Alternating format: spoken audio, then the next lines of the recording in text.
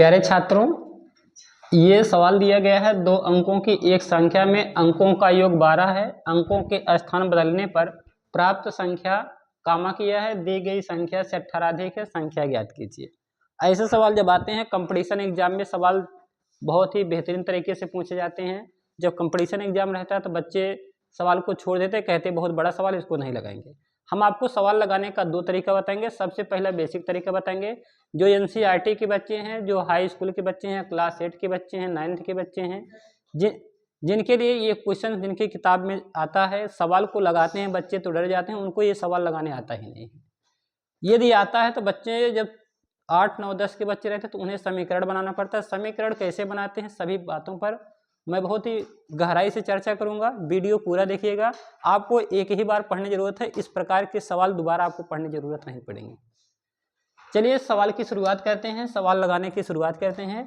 सवाल में दिया है 2 अंकों की एक संख्या में अंकों का योग 12 है। फिर करा अंकों के स्थान बदलने पर प्राप्त संख्या दी गई संख्या से 18 अधिक है, संख्या ज्ञात कीजिए। तो जब भी सवाल को लगाएंगे यहाँ पे हम मानेंगे, माना 2 अंकों की जब संख्या कहेगा तो उसमें इकाई और दहाई होता है। जैसे अगर हम 18 की बात करेंगे तो 18 में इकाई और दहाई है, ये इकाई हो गया, ये दहाई हो गया। 38 की बात करेंगे तो ये इकाई हो गया, ये दहाई हो गया। ऐसे आप बात करेंगे 57 की बात करेंगे तो इकाई हो गया, दहाई हो गया। 74 की बात करेंगे तो इकाई हो गया, दहाई हो गया। कहने का मतलब जब 2 डिजिट वाली संख्या की बात करते हैं, 2 डिजिट वाली संख्या में, 2 अंकों वाली संख्या में इकाई और दहाई होता है। ये बातें सबको समझ में आ रही होंगी, ठीक है। जब इस टाइप के सवाल आएंगे तो आप क्या करेंगे, सबसे पहले हम व्यापक तरीका बताते हैं। जो बोर्ड परीक्षा के विद्यार्थी हैं, बोर्ड परीक्षा में सवाल आता है तो उनको कैसे लगाना है। बोर्ड परीक्षा के जो भी विद्यार्थी हैं, जो भी छोटे बच्चे हैं, अगर उनके पेपर में सवाल आएगा तो उन्हें कैसे लगाना है, तो ध्यान देंगे। सबसे पहले हम छोटे बच्चों को सवाल समझा रहे हैं, फिर बड़े बच्चों को सवाल समझाएंगे। ये तरीका है। सवाल दिया गया है 2 अंकों की एक संख्या। इसमें अगर 2 अंकों की संख्या कहेगा तो एक इकाई मानेंगे और एक दहाई मानेंगे। जैसे मान लेते हैं, माना इकाई बराबर x, माना इकाई बराबर x और दहाई बराबर y। पहला कंडीशन ये होता है। जब इस टाइप का सवाल कहेगा तो आप इकाई बराबर x मानेंगे, दहाई बराबर y मानेंगे। फिर क्या करेंगे, यहाँ से कहेंगे संख्या। संख्या बराबर फार्मूला होता है। जब 2 अंकों की संख्या कहेगा तो 2 अंकों की संख्या का सूत्र होता है 10 गुणे दहाई धन इकाई।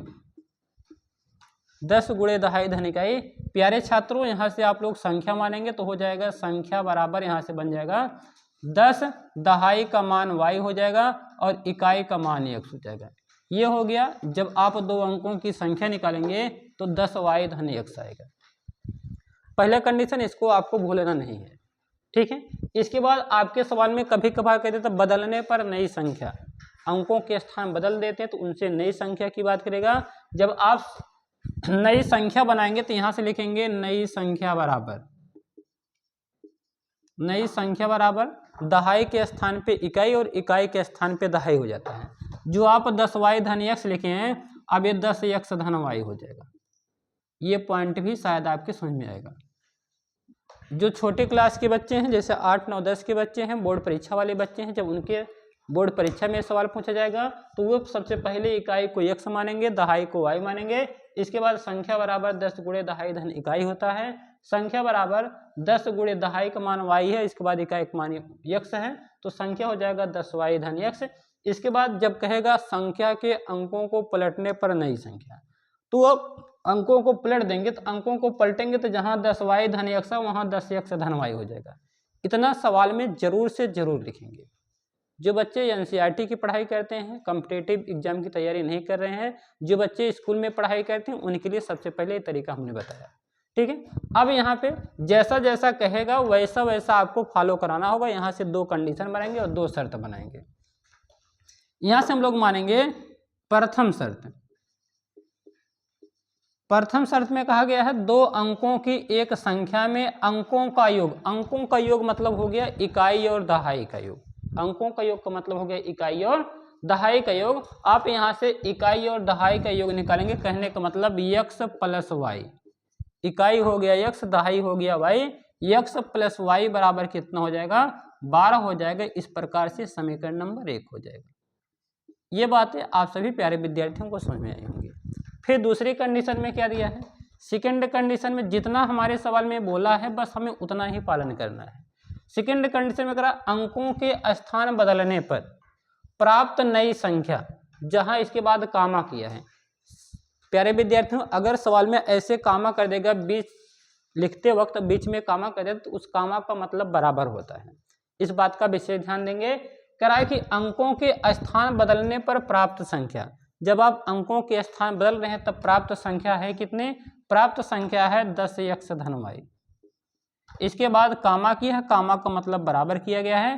करा दी गई संख्या से 18 अधिक है। किससे अधिक है, संख्या से 18 अधिक है। तो संख्या है कितना, संख्या है 10y धन x, और इससे 18 अधिक, अधिक कहेगा तो जोड़ेंगे, कम कहेगा तो घटाएंगे। कंडीशन को एक बार फिर से समझते हैं। करा कि अंकों के स्थान बदलने पर प्राप्त संख्या, इसके बाद कामा है। अंकों का स्थान बदलने पर जो प्राप्त संख्या है 10x धन y है। कामा का मतलब बराबर है। फिर कहा दी गई संख्या से 18 अधिक है। दी गई संख्या का मतलब 10y धन x, जो हमारी संख्या आई थी 10y धन x, वही दी गई संख्या है। कहा दी गई संख्या मतलब 10y धन x से क्या है 18 अधिक है, मतलब 18 जोड़ देंगे। ये बातें हो सकता है सबको समझ में आई होंगी, ठीक है। करा अंकों के स्थान बदलने पर नई संख्या ये है, इसके बाद कामा है मतलब बराबर हो गया।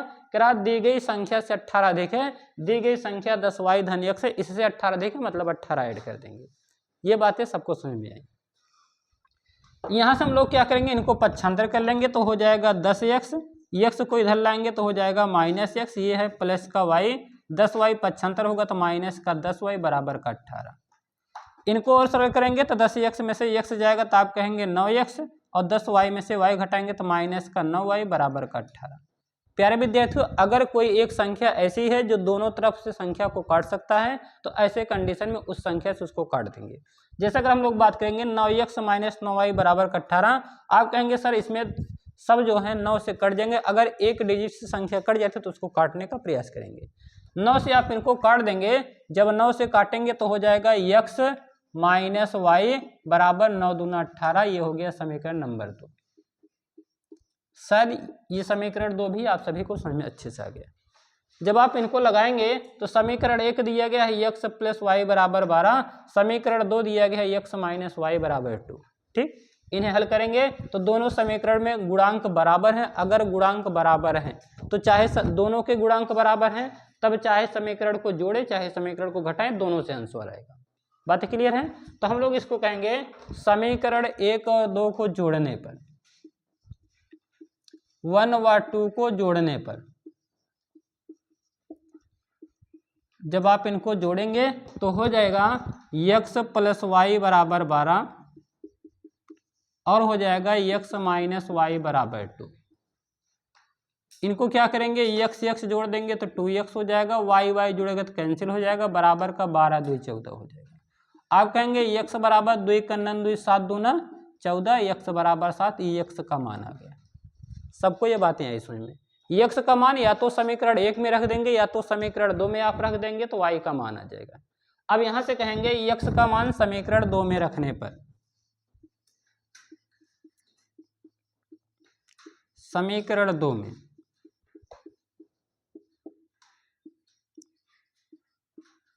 समीकरण 2 आपका दिया गया है x माइनस वाई बराबर का 2 है। यहाँ से x का मान है 7 माइनस वाई बराबर 2 है, माइनस वाई बराबर 2 माइनस 7 हो जाएगा, माइनस वाई बराबर माइनस का 5, माइनस से माइनस कैंसिल, आप कहेंगे y बराबर का 5, y का मान आ गया 5। यहाँ से आप संख्या निकालेंगे, संख्या क्या हो जाएगा, संख्या बराबर हो जाएगा, संख्या बराबर 10y धन x, संख्या 10y धन x है। कहने का मतलब 10 गुणे y का मान कितना दिया गया है 5 है, प्लस x का मान कितना दिया गया है 7 है, तो 10 पच्चे 50 और प्लस का 7 करेंगे तो आंसर आ जाएगा 50 7 57। यही 2 अंकों की संख्या है। प्यारे विद्यार्थियों, ये है बेसिक तरीका। अगर आपको कंपटीशन एग्जाम में क्वेश्चन नहीं हल करना है, जो नन्हे मुन्ने बच्चे हैं जो 8 9 10 में पढ़ाई करते हैं, जिनके लिए जिनको बोर्ड परीक्षा देने रहती है, अगर बोर्ड परीक्षा देना है तो इस तरीके का सवाल लगाते हैं। अब हम बात करते हैं सीनियर बच्चों के लिए, जो बड़े बच्चे हैं इनको भी कंपटीशन एग्जाम में ये सवाल आता है। तो ये सवाल बहुत इंपॉर्टेंट है क्योंकि हर जगह पूछा जाता है। तो जब कंपटीशन एग्जाम में सवाल आएगा तो आपको पता है यहाँ पे ऑप्शन करके देता है। जैसे ऑप्शन दे देगा 75 पहला ऑप्शन, दूसरा ऑप्शन दे देगा 57, तीसरा ऑप्शन दे देगा 45, चौथा ऑप्शन दे देगा 54, ऐसे 4 ऑप्शन दे देगा। ठीक है, आपको क्या करना है, सवाल लगाना नहीं है। हम फिर से बता रहे हैं, जो हमारे कंपटीशन एग्जाम के बच्चे हैं अगर उनको ये सवाल मिलेगा तो उन्हें सवाल हल नहीं करना है, उन्हें एक सवाई नहीं मानना है।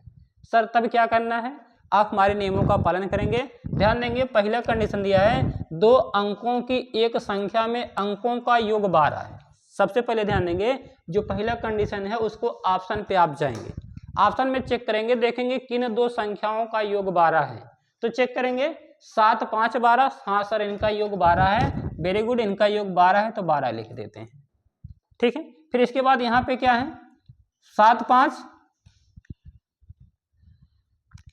5 12 है तो यहाँ पे ये भी 12 हो गया।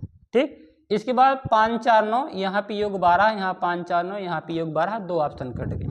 अब आपके सामने उत्तर क्या आते हैं, 2 उत्तर मिले, मतलब या तो 75 हो सकता है या तो 57 हो सकता है। फिर इनको फॉलो कराते हैं। हाँ, अंकों के स्थान बदलने पर प्राप्त संख्या दी गई संख्या से 18 अधिक है।